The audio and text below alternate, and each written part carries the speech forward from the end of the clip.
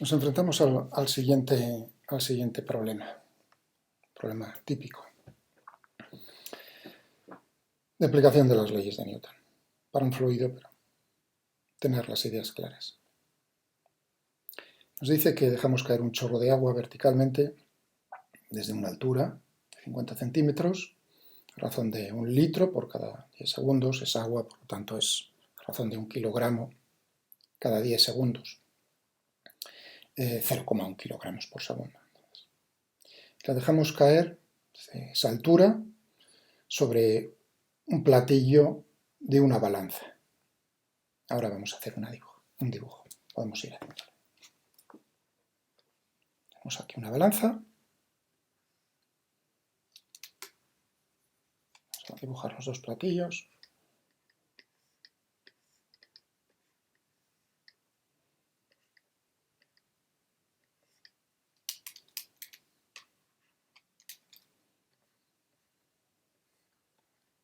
El fiel de la balanza. Por aquí. Y nos está diciendo que dejamos caer, vamos a poner aquí una botella.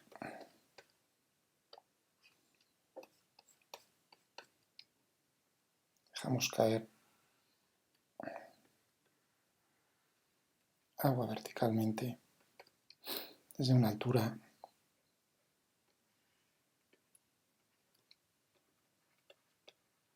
de 50 centímetros. Nos está diciendo esto el enunciado. Nos está diciendo que a razón de 0,1 kilogramos por segundo está saliendo y cae verticalmente, bajo la acción de la gravedad, naturalmente, ese agua. Y choca con el platillo, ese plano de la balanza. La pregunta es, en estas condiciones, olvidándonos, lo hacemos en el vacío, despreciamos el rozamiento con el aire del agua, consideramos al agua como un fluido ideal, es decir, sin viscosidad,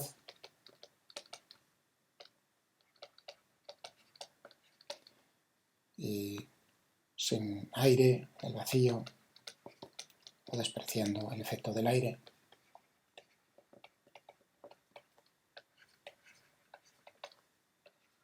Alrededor del agua. Es decir, que lo que nos está diciendo estas dos suposiciones es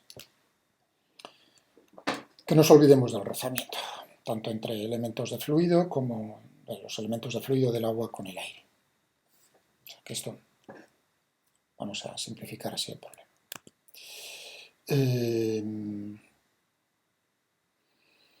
Y la pregunta es, aquí están las suposiciones que estoy yo diciendo. Que otra cuestión, que cae desde esta altura con velocidad vertical nula.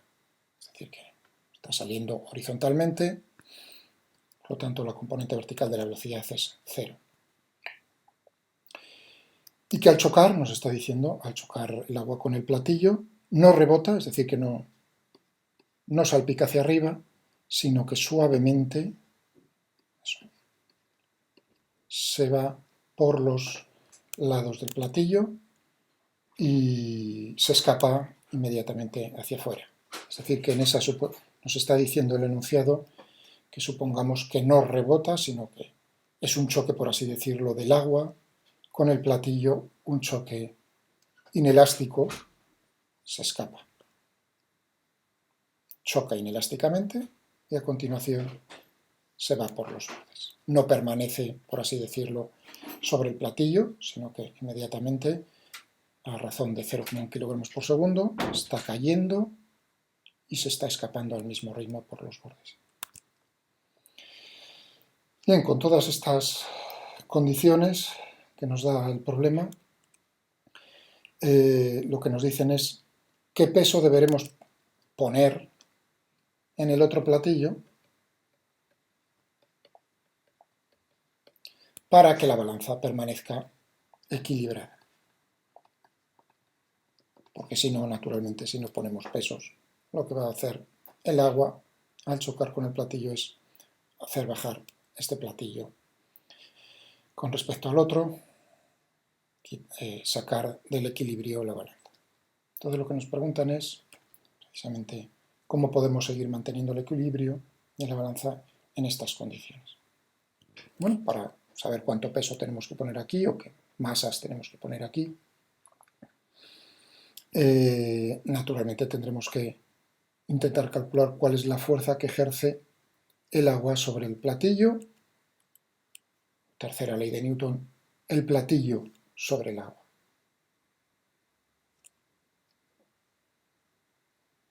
Repito, la fuerza que ejercerán los pesos sobre este platillo a la derecha, si la balanza permanece en equilibrio, será el mismo que el que ejerce el agua sobre este platillo izquierdo, para que permanezca en equilibrio. Si pensamos eso un segundo, entonces, y aplicamos la tercera ley de Newton, acción y reacción, va a ser en módulo la misma fuerza que ejerce el platillo sobre el agua.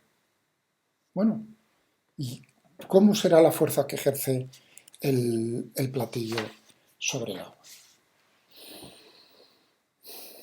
Fijémonos en un intervalo de tiempo diferencial de t. Tenemos aquí una cantidad de agua, una masa de agua, que está chocando con el platillo diferencial de m.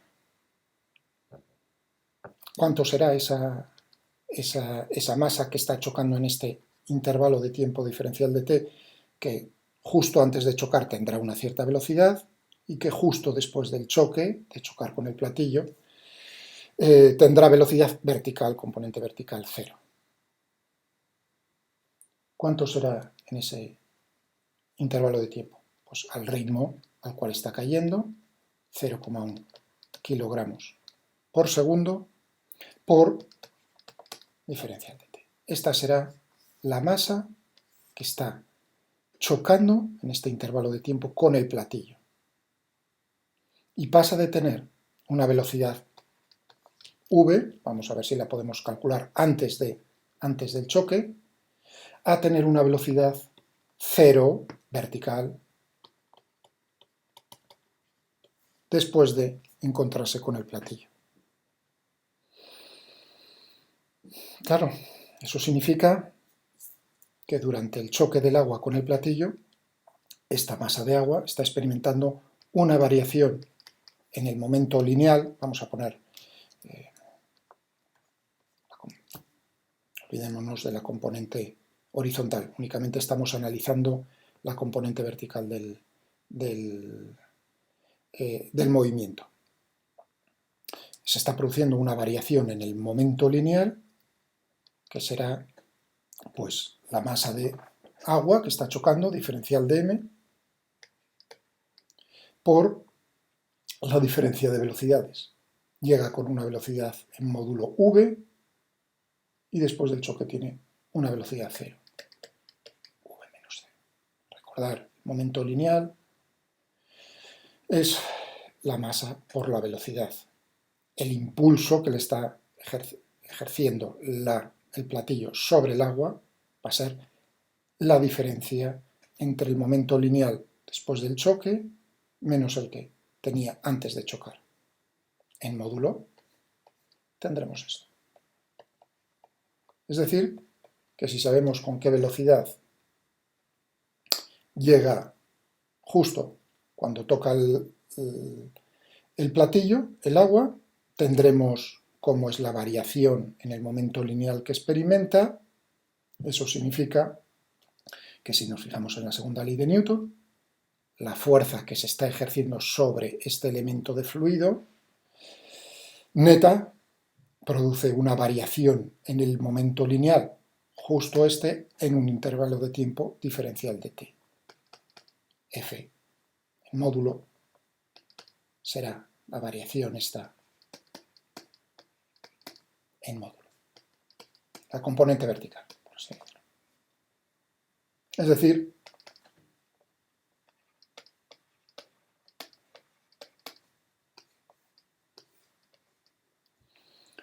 repito, si esta cantidad de agua diferencial de m que choca con el platillo está experimentando esta variación en el momento lineal, eso es debido a que se está ejerciendo una fuerza sobre ese cuerpo, esa cantidad de agua, que va a ser igual a la variación de ese momento lineal en el intervalo de tiempo que está experimentando ese cambio, segunda ley de Newton. Esto lo tenemos, este término, la masa dividido por el intervalo, va a ser simplemente el 0,1.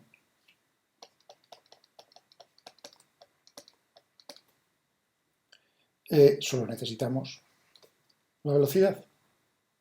Tenemos la velocidad con la que llega aquí y tenemos ya la respuesta a nuestro problema.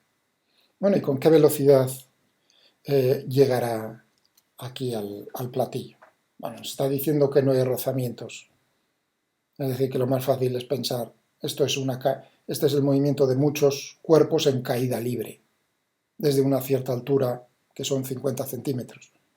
Por lo tanto, si no hay rozamientos, la velocidad de cualquier elemento de fluido que está cayendo aquí sobre el platillo, cuando llega al platillo, pues será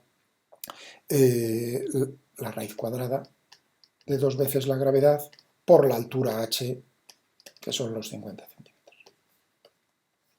No hay rozamientos. Pero bueno, si uno también no es nada más que aplicar, por otro lado, la conservación de la energía mecánica. Pero claro, si uno piensa y dice, bueno, pero eso se refleja en la ecuación de Bernoulli, en un fluido, en un flujo estacionario, etcétera, etcétera.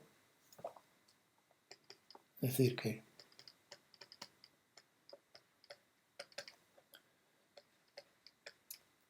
es constante. Estas dos cosas son equivalentes, teniendo en cuenta de que aquí tenemos o el aire o el vacío, es decir, que en todos los puntos está el vacío, significa que la presión es cero, o la presión atmosférica si queremos ver que hay aire. Eso significa que la presión en todos los puntos a lo largo de este chorro que está cayendo verticalmente es la misma presión, o bien la presión atmosférica o cero si estamos haciendo el experimento en el vacío. Eso significa que tendríamos, si queremos, aquí en el punto 1 y aquí en el punto 2, tendríamos la presión en el punto 1, 0 o presión atmosférica, más un medio de ρ, la velocidad vertical que tenemos aquí, 0 al cuadrado, más ρg por h, que son la altura esta, si ponemos aquí el origen de alturas, igual a la presión en 2, que es la misma que en 1, 0 la presión atmosférica, más un medio de ρ v al cuadrado, más 0. Por lo tanto, despejando la velocidad, tenemos exactamente lo que acababa de decir yo anteriormente, es un movimiento de caída libre. Y la velocidad pues va a ser la raíz cuadrada de 2 veces, la gravedad, si cogemos 10 metros dividido por segundo al cuadrado, por la altura 0,5, pues entonces tenemos que la velocidad con la que llega el agua al platillo, cuando va a tocar el platillo, pues es, hemos dicho, la raíz cuadrada de 2 por 10 por 0,5, es decir, la raíz cuadrada de 10 metros por segundo. Eso quiere decir que la fuerza que está ejerciendo el platillo sobre el elemento ese infinitesimal de fluido que está chocando y que le está produciendo una variación de momento lineal, pues era 0,1 por la velocidad 10, es decir, 10 dividido entre 10, que es 1 dividido, esto se puede poner como uno quiera, newtons, ya que estamos en el sistema internacional. Esta es El peso que tenemos que poner en el otro platillo, naturalmente si queremos saber la masa, pues tendrá que ser la masa de los pesos por G, siendo G 10, eso quiere decir que la masa de los pesos que tenemos que poner pues será 10 raíz de 10 kilogramos. Una cosa o la otra es la respuesta a nuestro problema. Y hay que tener en cuenta, esta es la solución. Uno podría pensar, a la hora habitual, vamos a hacer otra vez un dibujo muy rápido sobre el platillo. Tenemos aquí el chorro y uno dice, bueno, podría pensar, pues si yo sé cómo es la presión aquí en este punto y sé el área de la sección transversal, pues tenemos que la fuerza sería la presión por el área. Y el error habitual aquí es pensar que la presión, dice uno, ay, ¿cómo consigo yo la presión aquí?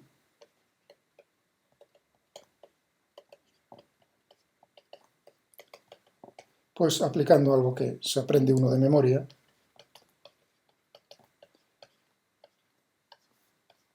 para un líquido, un fluido que tengamos de densidad constante, el agua compresible, pues que la presión varía con la altura de esta manera.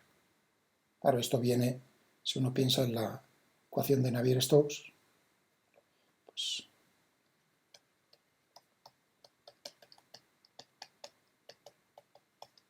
término local, término de advección,